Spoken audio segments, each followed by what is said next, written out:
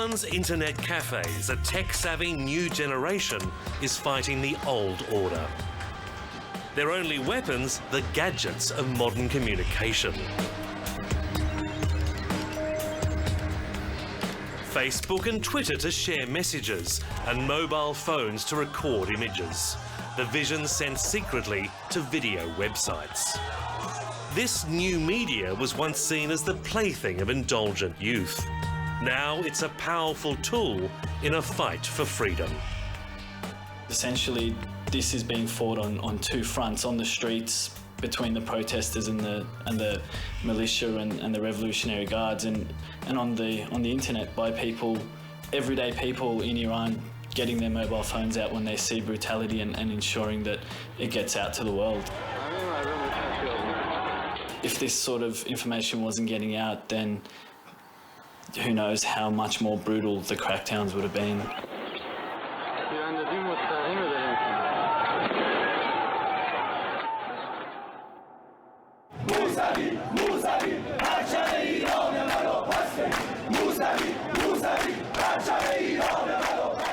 The protests began over a disputed election. Supporters of opposition leader Mir Hossein Mousavi claimed they'd been robbed by President Mahmoud Ahmadinejad. But it's become a battle for the soul of Iran, with dissenters challenging the might of the mullahs and the government they consider a sham.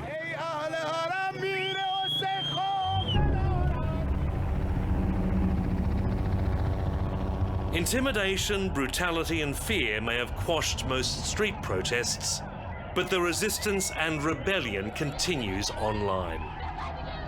Tonight we'll follow this media revolution around the world.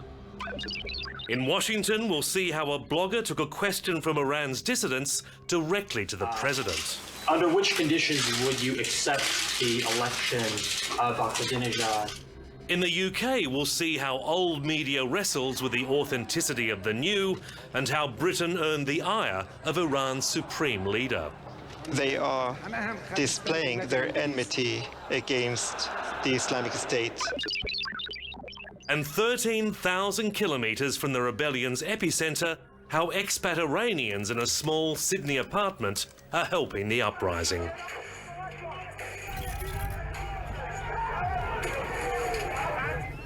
They're murderers, they're savage murderers, and they say that we need to execute the leaders of the demonstrators and protesters. This is unbelievable what I'm watching right now.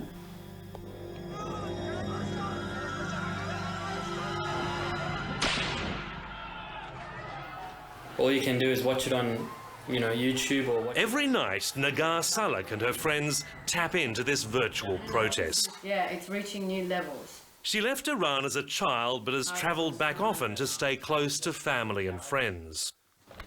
Contacts update her with the latest news from the streets, while she passes on information the regime is trying to keep from its own people. One of my friends emailed me about an hour ago and said it's quite busy still. I'm safe, don't worry about me, but it's generally a state of emergency right now. One of their main tools is Twitter, an internet message board that can be accessed by mobile phone or laptop. The messages, known as tweets, give real-time information of what's happening on the ground. For example, I've been reading tweets that said, this hospital has been guarded. Don't bring any injured to this particular hospital. Spread the news and retweet that injured should be sent to a different hospital. So how much information can Twitter get out to people? Can you reach, tens of people, hundreds of people? I think millions at this point. The tweets are sent anonymously to sites like Iran Election, reaching a global audience. They're also talking on Twitter about, again, protests in Köln, in Dublin, in Frankfurt, Paris. It looks like it's continuously going around the world.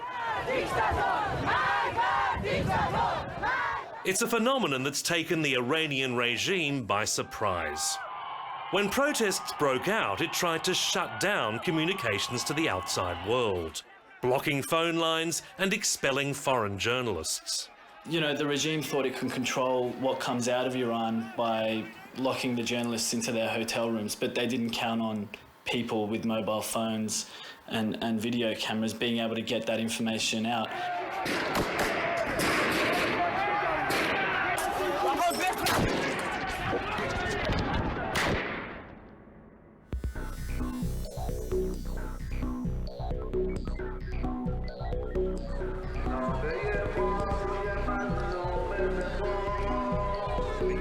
To understand how this happened, you have to look back to when a few brave Iranians sowed the seeds of change.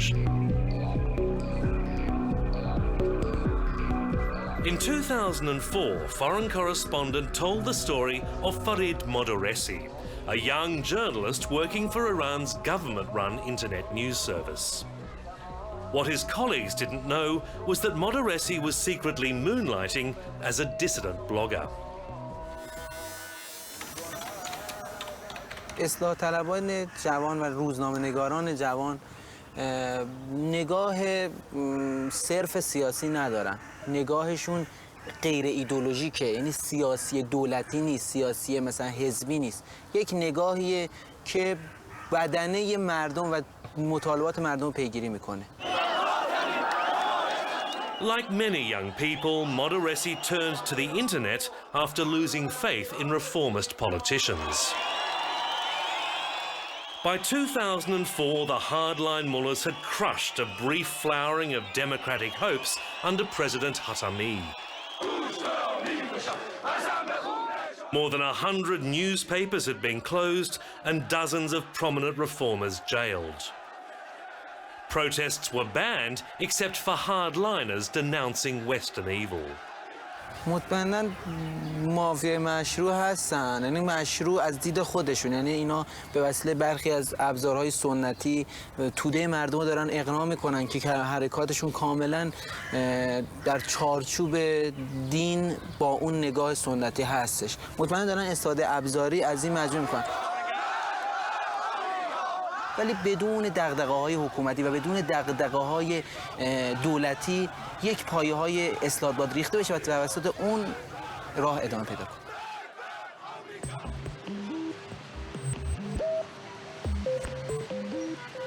Farid Modarressi knew there were serious risks in talking to us, but felt history was on his side. Iran was experiencing an explosion in internet use.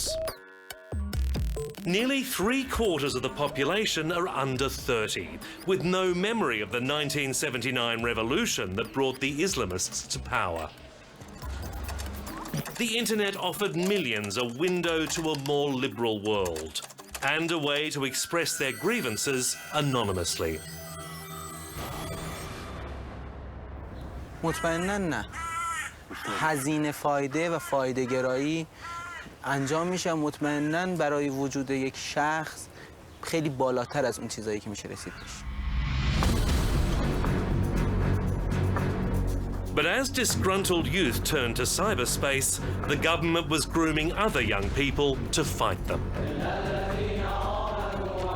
They were called the Besieged Militia, a volunteer army loyal to no one but the supreme leader. Foreign correspondent infiltrated this world too. 5 years earlier, we filmed this 67-year-old karate instructor training them to be muscle for the clerical elite. بسیج ارگان و سازمانی هستش که در همه کارها مشارکت داره برای دفاع از حریم و کیان اسلام و بدون مزد و حقوقی. فقط آرزوش اینه که در راه اسلام شهید بشه و ولایت کار او را تایید بکنه.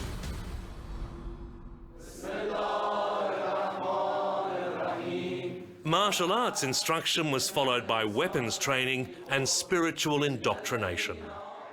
If police or soldiers might hesitate to fire on the people, the Besieges could be relied on to do the government's bidding.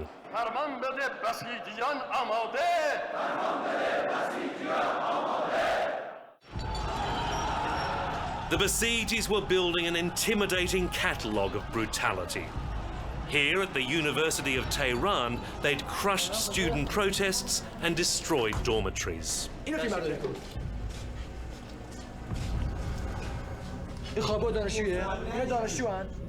Since then, they've become a powerful, if semi-official force in the security apparatus, willing to carry out acts from which uniformed police might flinch. These boys we filmed 10 years ago, some as young as 6, are now leading the crackdown on cyber dissidents. I got a post direct from Iran a couple of days ago saying these are children without parents. These are orphans that were orphaned at a young age and, you know, have been taken away by the government and manipulated. These are people being handed knives and axes, killing their own people.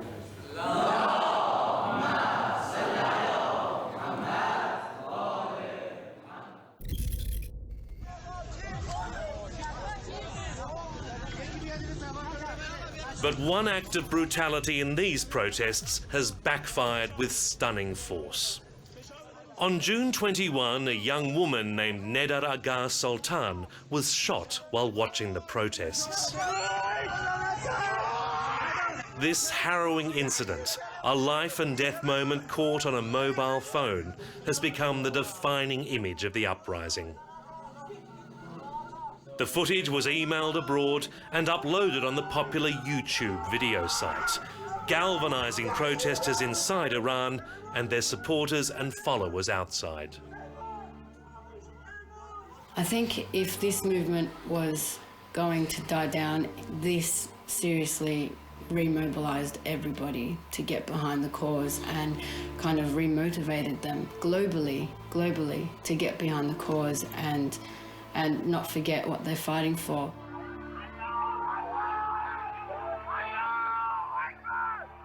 The Iranian regime has found it hard to accept that its own people are setting the news agenda. Instead, it's blaming foreign governments, particularly the UK.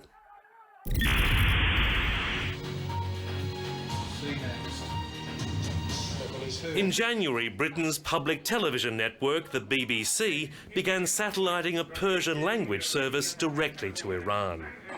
Supreme Leader Ayatollah Ali Khamenei says Britain is using it to spread anti-Islamic propaganda. They are displaying their enmity against the Islamic State, and the most evil of them is the British government. In reality, the BBC would have little to report without the input of Iran's citizen journalists. Since the BBC's correspondents were expelled, the Persian service has had to rely on emailed vision to tell the story. Its biggest challenge has been sorting fact from fabrication in the flood of material streaming in. Puna Godusi is a news presenter for BBC Persian television in London. If we use pictures or footage or video, which we do a lot these days, of what the people send us from the demonstrations, from the clashes with the police forces and the anti-riot police with the demonstrators, we do our best. We have expert UGC people, which means user-generated content experts.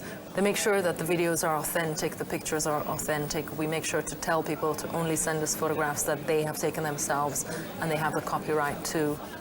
The Persian service also depends on people phoning from Tehran to report what they're seing. ممنونم. سبا از تهران، نظر شما چیه؟ فکر می‌کنین نقشی که کشورهای خارجی و رسانه‌های خارجی این روزا بازی کردن واقعا در چه حد بوده؟ چیزی که وارد این ساخته شد و تقریباً به 40 لحظه مشکل در این ساخته بود، شکارت وارد کرد، کسانی بودن که به لباس نیروی انتظامی بودن، با به دست بودن ساعت 2 شب. But the government has had more success cracking down on old-style communication.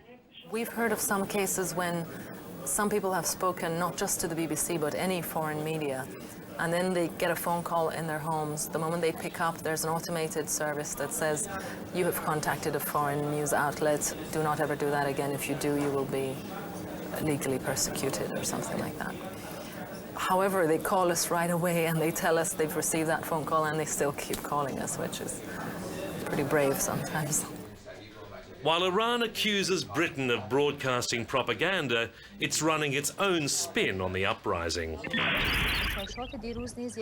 Press TV is Iran's official English-language news service, with several correspondents in London. Here, the rebels aren't protesters, they're terrorists. Well, it seems the breaking news is coming out of Iran about post-election violence. 13 people have been killed in clashes between police and a terrorist organization in the capital, Tehran. But clumsy propaganda is proving no match for the sophistication of the web. Nico Pitney is senior editor at the Huffington Post, an online news site produced in the US. A network of citizen journalists has enabled him to do quick turnaround coverage of Iran, all from a laptop in his Washington home. What we're doing is relying on a full, basically, volunteer team of readers who search through papers. They help translate from Persian, newspapers or blog posts. They'll read Arabic papers and Russian papers. They'll go through YouTube searching for videos and through Twitter looking for accurate information there. It's a real group, communal effort at news gathering, and that I think is pretty unique. The Huffington Post was able to bring the concerns of protesters directly to the White House. 2 weeks ago, Nico Pitney was invited to a press conference and went online to get his question. Thank you, Mr. President. Nico, I know that you and all across the internet, we've been seeing a lot of reports coming directly out of Iran. I know that there may actually be questions from people in Iran who are communicating through the internet. Do you have a question? Yeah, I did, but I wanted to use this opportunity to ask you a question directly from an Iranian. We solicited questions last night from people who were still courageous enough to be communicating online, and one of them wanted to ask you this. Under which conditions would you accept the election of Ahmadinejad? And if you do accept it without any significant changes in the conditions there, isn't that a betrayal of what the demonstrators there are working towards? Well, look, we didn't have international observers on the ground. We can't say definitively what exactly happened at polling places throughout the country. Mainstream media networks took affront at what they saw as preferential treatment for a blogger. But the question at least brought measured support from the president. I think it is not too late for the Iranian government to recognize that that there is a peaceful path that will lead to stability and legitimacy and prosperity for the Iranian people. We hope they take it.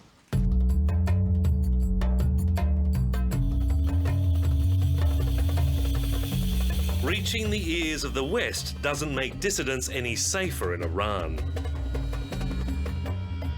Farid Modarressi was sentenced to 6 months in prison after he spoke to this program in 2004. It was the second time he'd been jailed. After his release, he went off the information grid. We were unable to contact him for this story.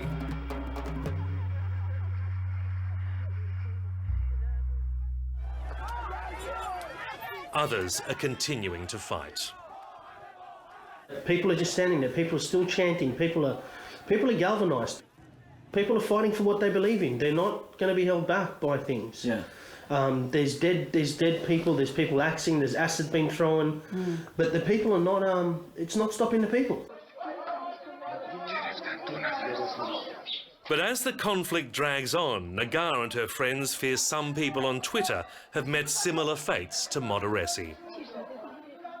At least 3 of them haven't updated in about 3 days. That's not to say something's happened to them. It just means that either the internet is being even more tightly controlled, or we don't want to think the worst, or they could have been captured, because apparently they are following IP addresses from Twitter posts.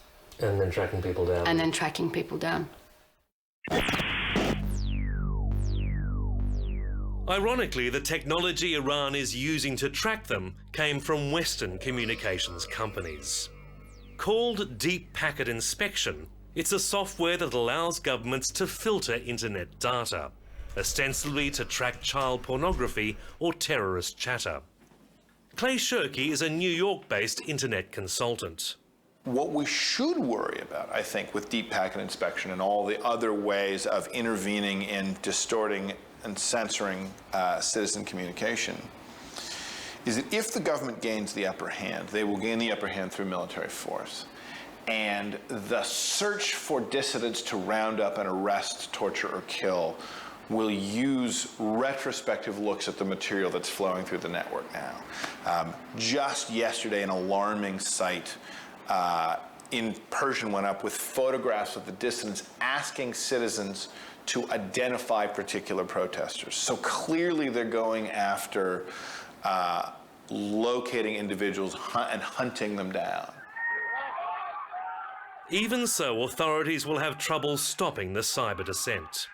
They've slowed the internet to make communication harder, but shutting it entirely could hurt the government even more. What this class of dissidents has done is not just discomfort the government locally, it's given them a kind of political autoimmune disease in which they have to attack their own infrastructure to shut the dissent down. But that class of attack can't be sustained for weeks, much less months, right? No advanced economy can survive the wholesale shutdown of its communications function and survive over the long haul. The online network will continue to keep pressure on President Ahmadinejad, who's already lost supporters in the clerical elite.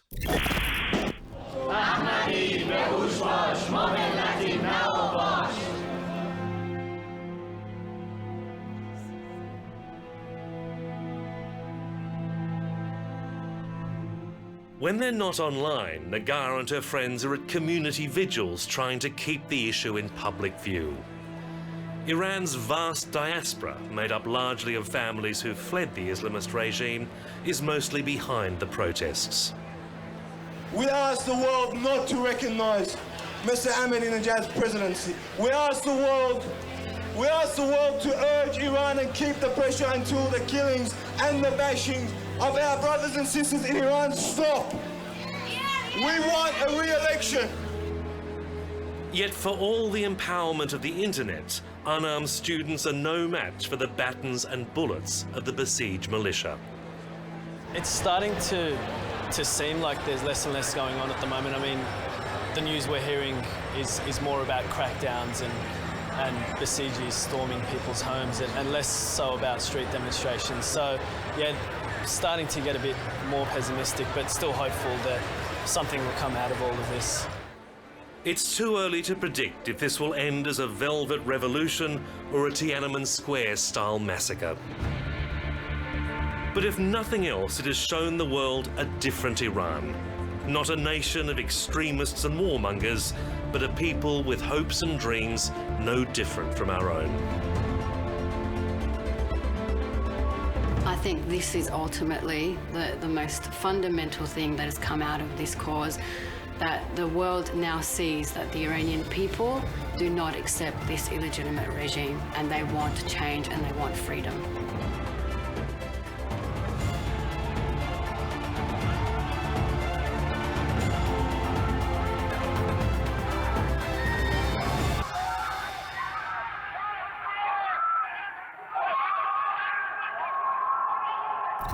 you